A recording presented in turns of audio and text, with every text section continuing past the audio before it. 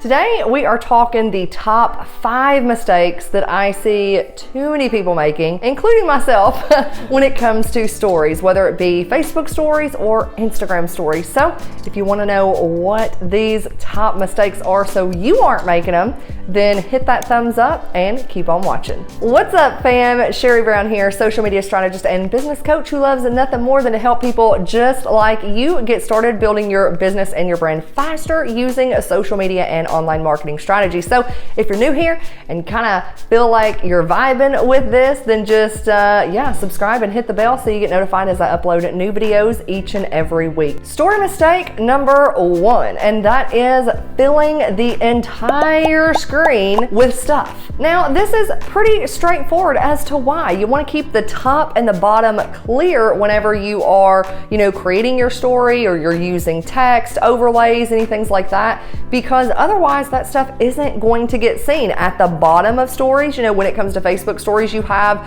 where people can comment, and I see all too often people putting text at the very bottom of the screen and you can't see it. Now, mistake number 2 also has to do with placement, and that is misplacing clickable links or stickers. This could be tags, location, polls, things like that. You want to make sure that you're putting them somewhere in the center, whether it be down in the center, towards the middle, lower on the screen, because otherwise what could happen if you're putting it over on the right hand side, then it could create an unintended action.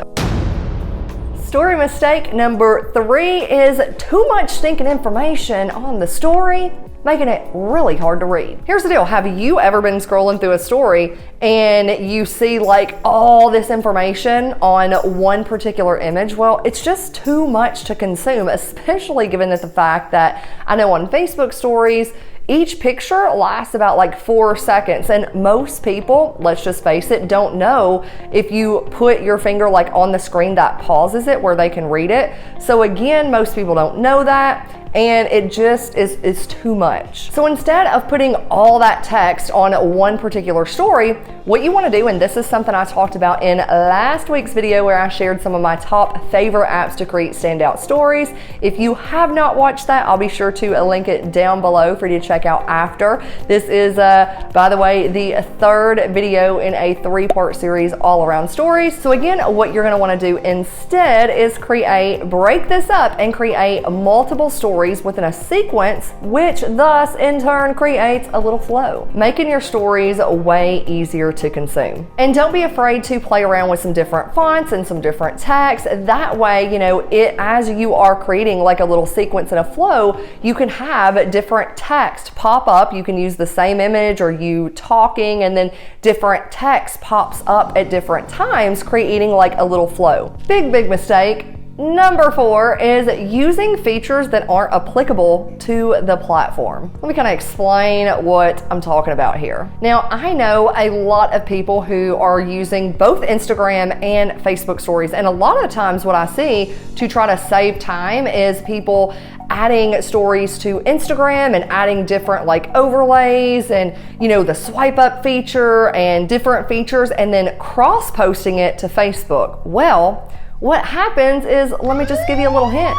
If you're using Facebook, you know that Facebook does not have the swipe feature. We don't have it yet. And therefore, when you use a feature like the swipe up just to try to save yourself some time, it just makes you look like, number 1, you don't know what you're doing, and number 2, you don't care about the user experience, which I know is not the case. Because the swipe up feature, well, that's Instagram language, not Facebook language. Now listen, this definitely doesn't mean that you can't use the same picture, background, text. I'm just saying be careful when using extra features that are specific to the platform. So there's a few features on Instagram that is not yet available on Facebook stories, and so when you're cross-posting, it just doesn't make sense and people can't interact with it. Now, the 5th big mistake that I see so many people making when it comes to stories is too much monotony. You want to break it up. Now here's the deal. It's one thing to get somebody's attention, but it's another to actually keep it. Now here's the deal.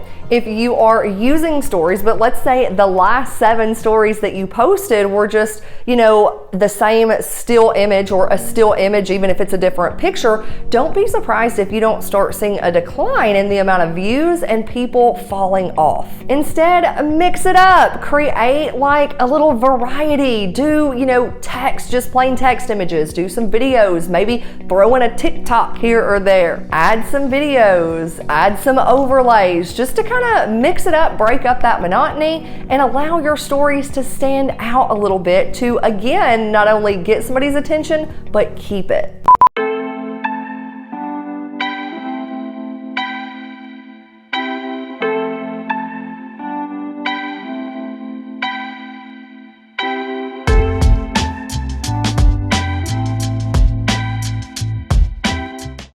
Heading to New York for Monica's birthday weekend. Here she is. Hi. Go ahead.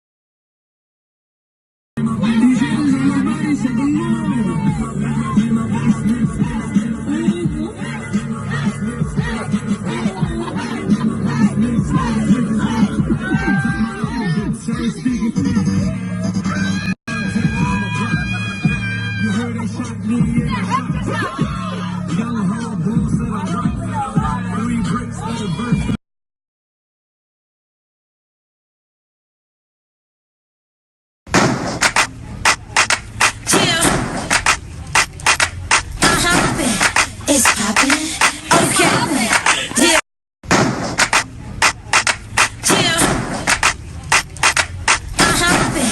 It's poppin', okay. Yeah.